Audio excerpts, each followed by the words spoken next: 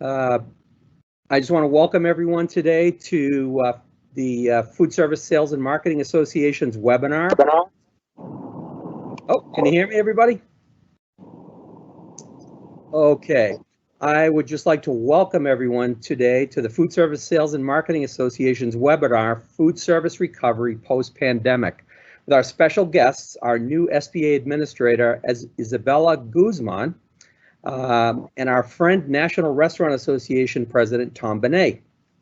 I'm Al Letizio Jr., board member at FSMA and CEO of AJ Letizio Marketing, Sales and Marketing, and along with my friend and fellow FSMA board member Eric Martin, partner and performance officer at Food Sales East, we will serve as your moderators for today's webinar.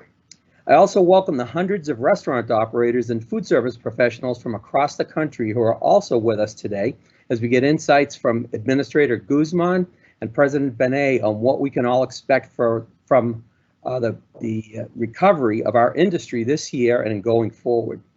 We're going to start out by spending about 10 minutes hearing from each of our guests. Then we'll take another 10 minutes asking our guests to answer some great questions that we've received from our listeners before wrapping things up. So let's get going, and I'll hand things over to Eric Martin. All right, thank you, Al. I am super excited to introduce our first featured speaker, Tom Bené. Tom joined the National Restaurant Association in June of 2020 as the president and CEO. Prior to him joining the Restaurant Association, he spent 7 years at Cisco, most recently as its president, chief executive officer. Prior to Cisco, he spent 23 years at PepsiCo, where he had a variety of senior roles, but before joining Cisco, he was a president of PepsiCo Foodservice. Through those various operations and management positions with PepsiCo, Tom has gained valuable insights into the food service industry. Today, he's driven by a passion to give back. We really appreciate him being here with FSMA and all the industry professionals represented on the call. So Tom, thank you for being here, and we will turn the webinar over to you. Great, thank you, Eric. Al, great to be with you all, and thanks for the introduction. First and foremost, I'd love to do a big thank you to the Food Service Sales and Marketing Association for hosting today's event. It's a real honor to share the time today with Administrator Guzman and to talk about the restaurant industry's past year and the road to recovery.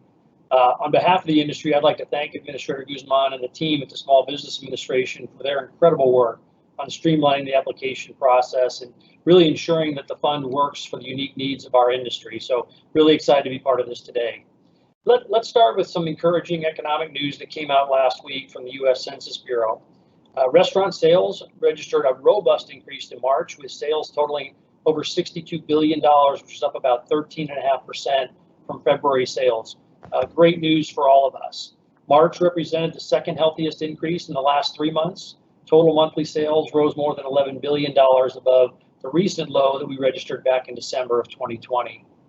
And while the trend line is certainly pointing in the right direction, the industry's road to recovery obviously remains pretty long here. Eating and drinking places sales in March remained more than $3 billion, or about 5% below pre-pandemic levels in February of 2020. And during the first 13 months of the pandemic, as a reminder, total restaurant food service sales were down about $280 billion from what we had expected. So this obviously includes shortfalls both at eating and drinking places, but also a sharp reduction in spending at food service operators in sectors such as lodging, business and office, recreation, education, healthcare, and even a few parts of retail. As many of us know, throughout the pandemic, the Restaurant Association has been working on behalf of all restaurants to identify and implement programs to help owners and operators keep employees on the payroll and obviously serve their communities. Over the last year, we've proven that when we all come together and act as one, and that includes you all on this call, chains or independents, distributors and manufacturers, everyone coming together, including the public and private sectors, that when we do that well, our unified voice is incredibly strong.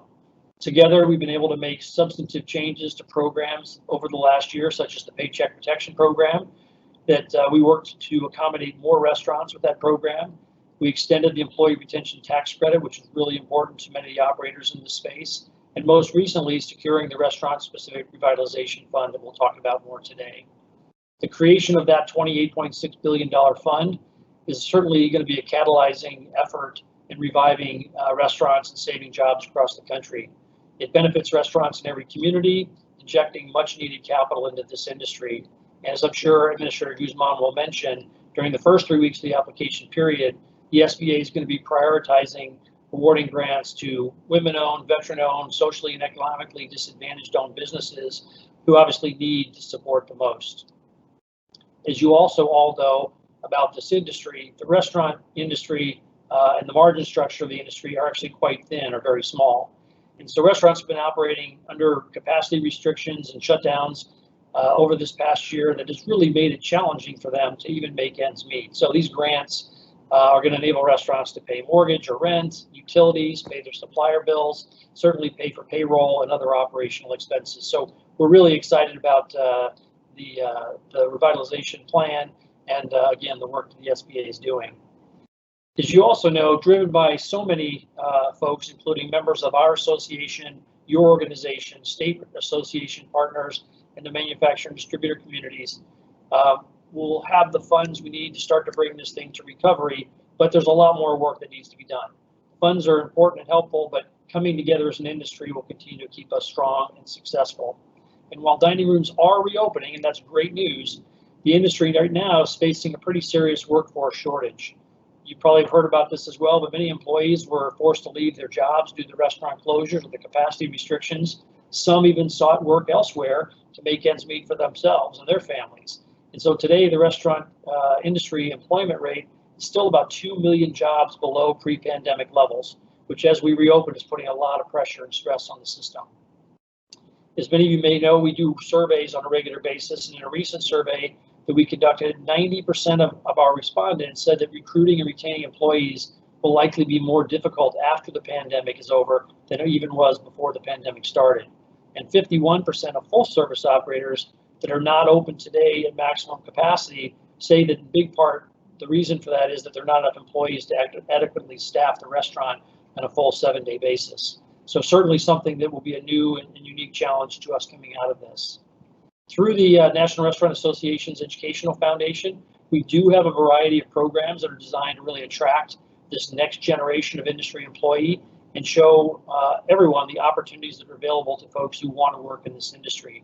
So if your business is out there trying to attract employees, I'd encourage you to visit chooserestaurants.org.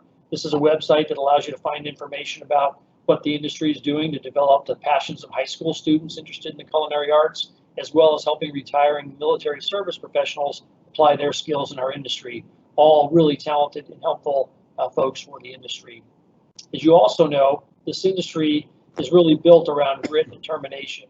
And this year, even when it seemed like we might all be forced to close our doors, many operators changed their models overnight, experimented with different menus and formats, and fought hard to keep employees on board to be able to serve their customers.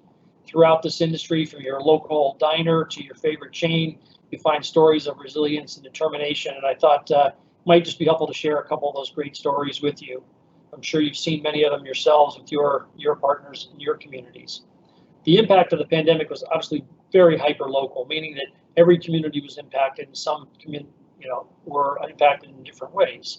But the restaurant industry continues to really position itself as a place that is really important to the communities we serve, and everyone recognizes that.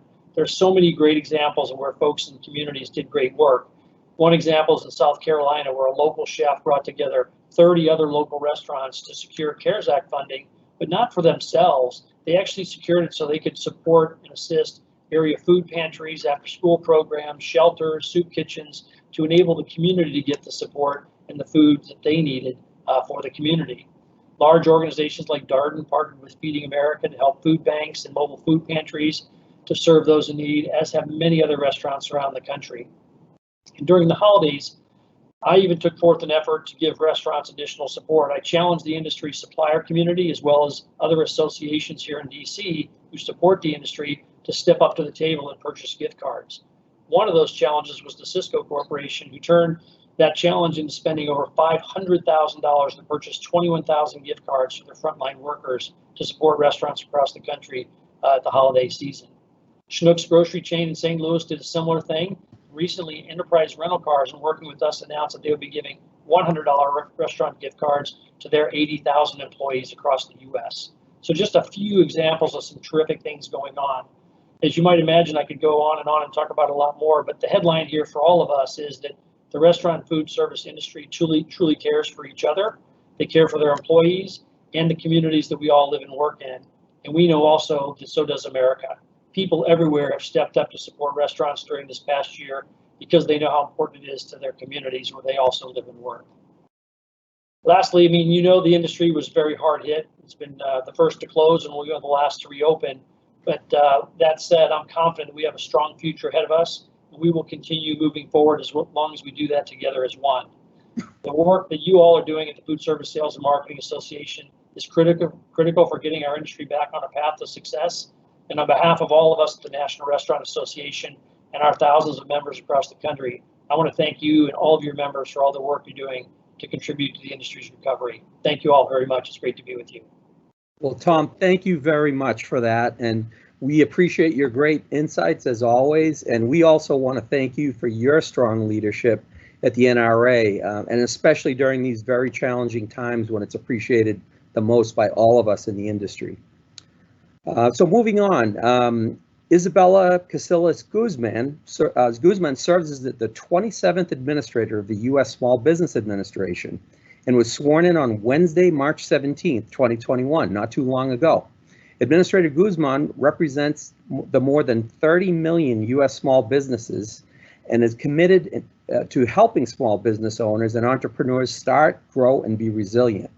A lifelong proponent of small business, Administrator Guzman grew up as the daughter of a small business owner and learned at a young age how important small businesses are to the communities that they serve, the people that they employ, and the economies that they help power.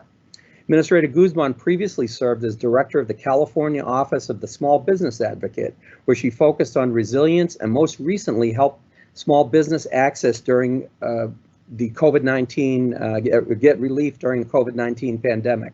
Administrator Guzman has previously served in leadership at the SBA as the agency's deputy chief of staff and senior advisor during the Obama-Biden administration. She was a small business entrepreneur herself and earned a bachelor's degree from the University of Pennsylvania Wharton School of Business. She joins us today. Welcome, Administrator Guzman.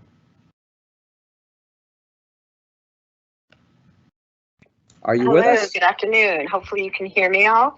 We can hear you. I think we had a problem with the video, but we've got your audio, so very happy to have you here. That's great. That's great. I'm so glad. I apologize for the technical issues. I was not able to get on, but I'm glad I could still speak to you. And thank you, Al, for that great introduction. It's an honor to be here with you, as well as Eric and all the board members of the Foodservice Sales and Marketing Association, as well as all the FSMA members out there who are joining us from across the country. I also want to acknowledge my team, Amy Bassett, who's the district director for our New Hampshire office, as well as acting as a regional administrator in our first region. SBA's district directors and regional administrators are strong local advocates for all you, and they offer a wealth of information and resources that I hope you'll all leverage on an ongoing basis. And Amy was really critical in helping us organize this on our behalf. So thank you so much, Amy. And thank you, Tom, for your great remarks and as well for your leadership and service on behalf of the nation's restaurants in California. I did work closely with the California Restaurant Association and know how important that work is. This has been an extremely tough year for the restaurant industry. And I know, Tom, you've worked really hard to make sure your members have the support they need to make it through.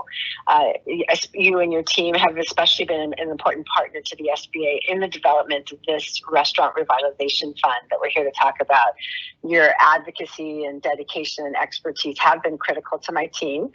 They've let me know, and it's just ensured that industry views and needs have been reflected in the program design. So I definitely look forward to continuing our collaboration so that we can get our nation's restaurants the financial assistance they need to recover and rebuild, as well as the long-term support that they're going to need to thrive and be resilient into the future.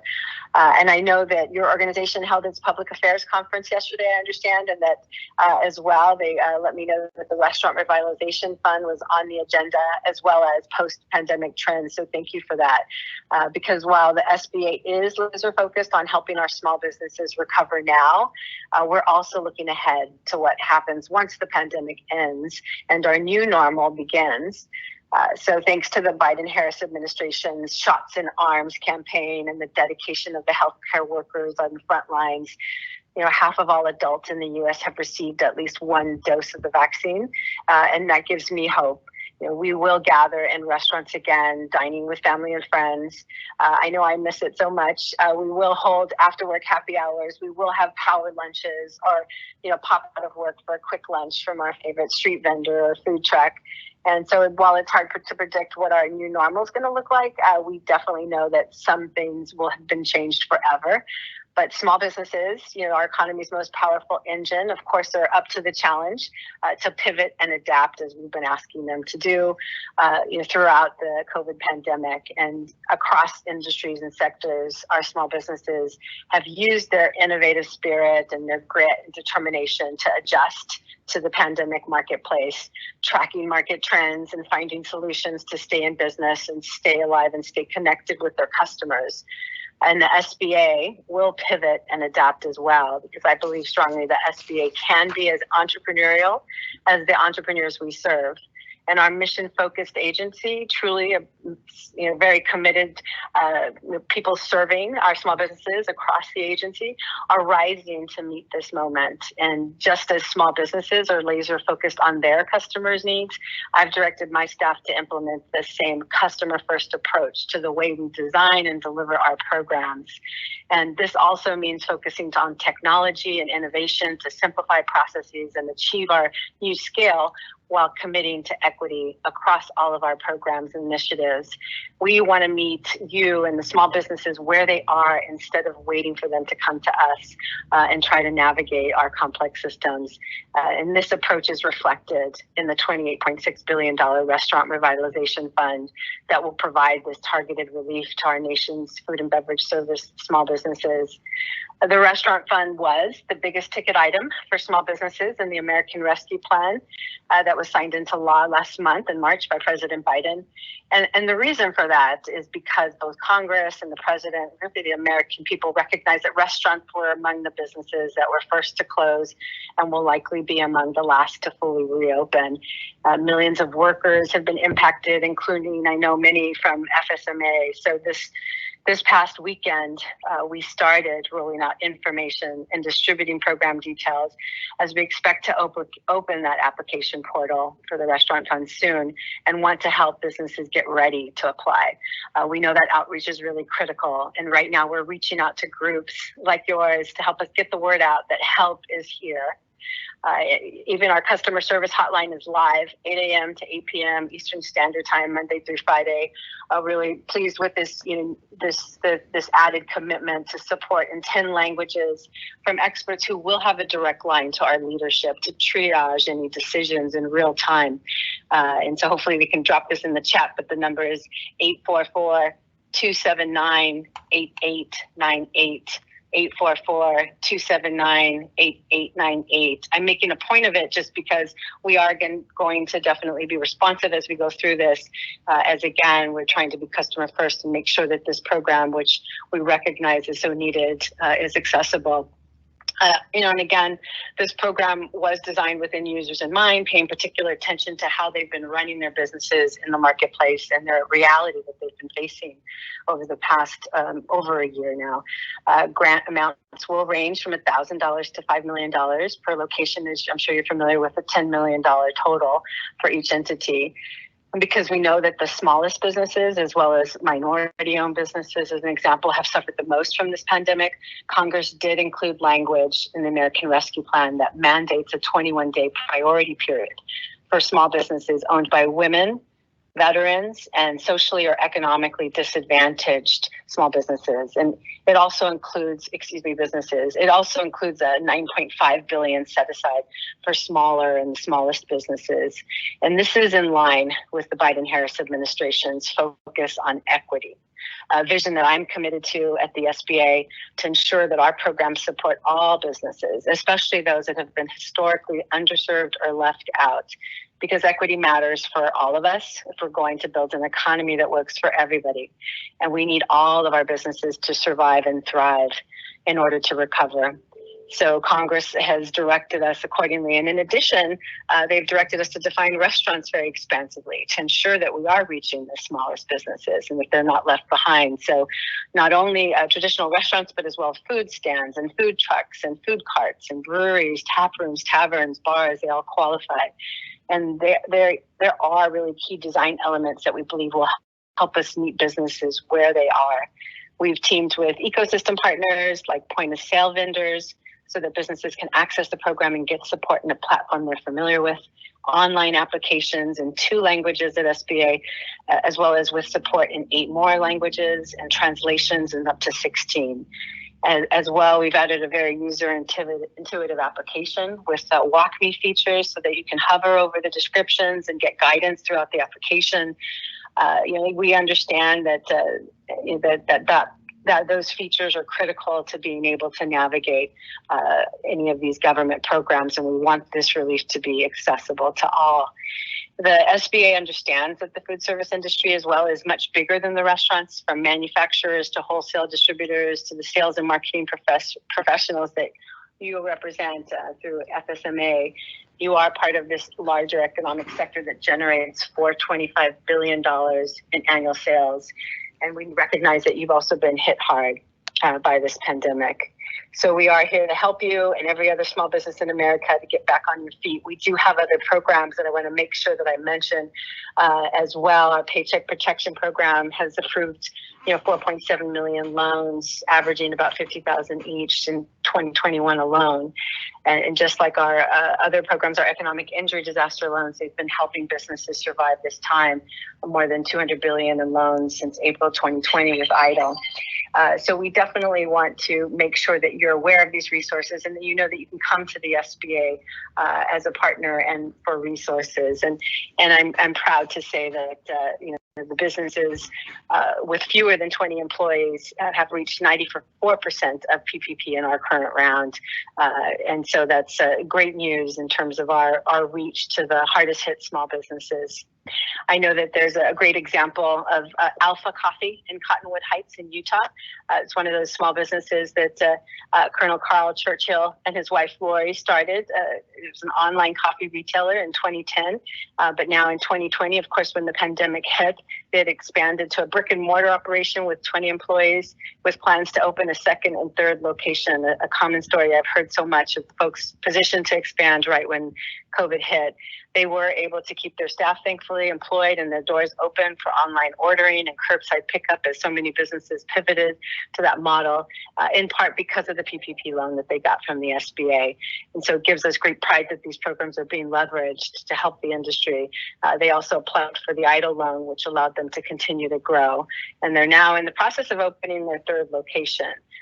Alpha Coffee is just one example of the millions of small businesses and innovative startups across the country that are looking forward to get past this pandemic and using the SBA and the resources that Congress has deployed through us for small businesses to survive and thrive during this time period.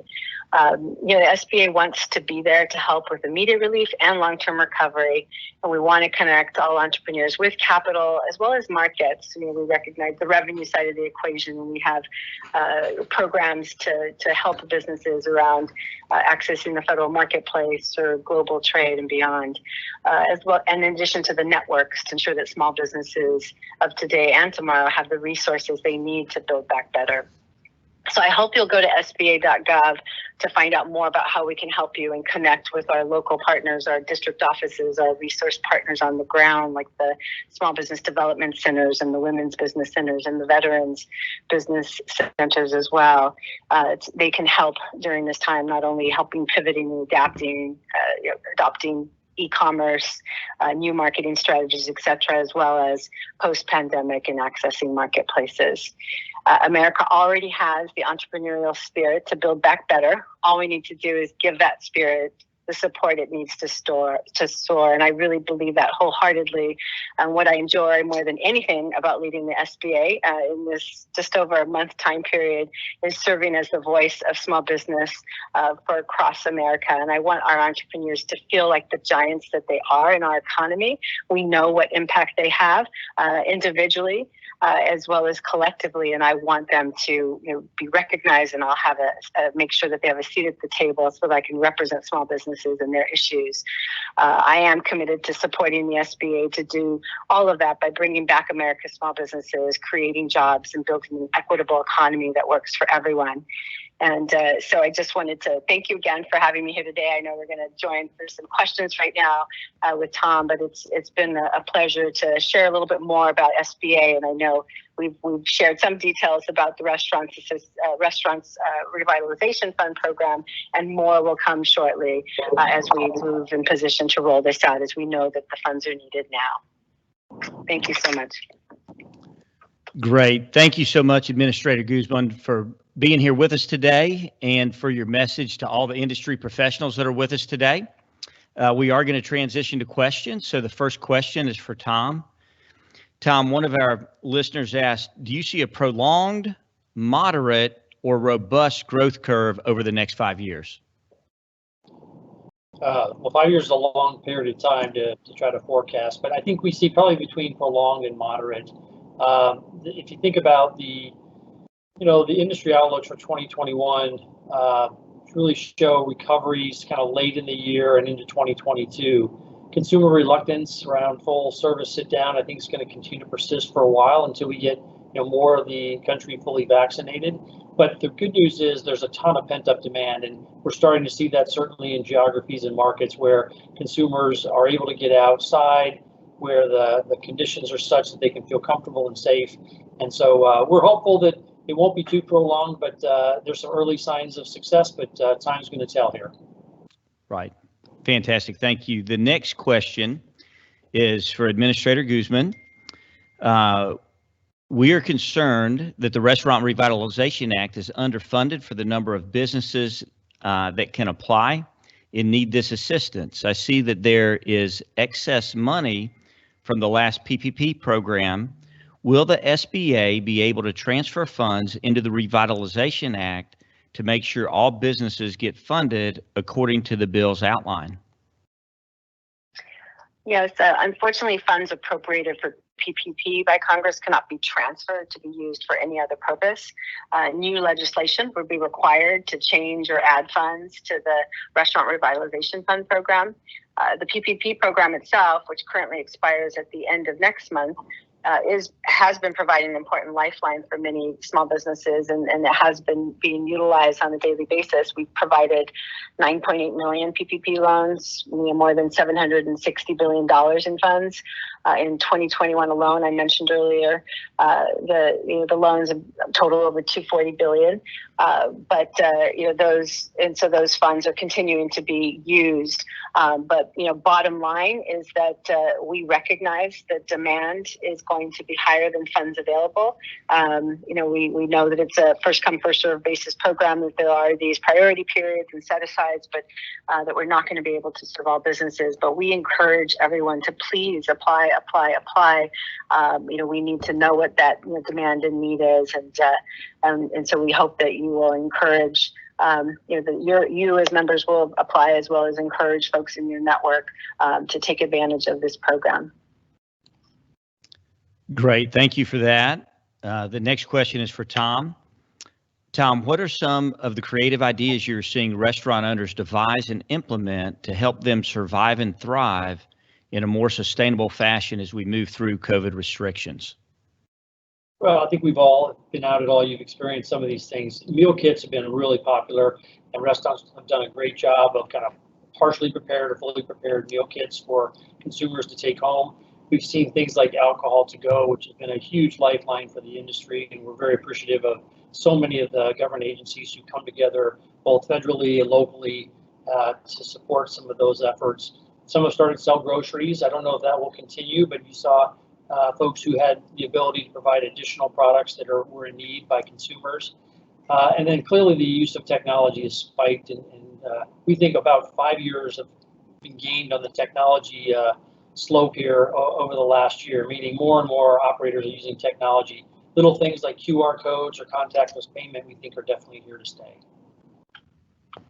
Great. We definitely know that restaurateurs are some of the most special entrepreneurs in the country, and they have done some very amazing and resilient things. So thank you for that. The next question is for Administrator Guzman. Will our government consider another stimulus or restaurant revitalization package this year?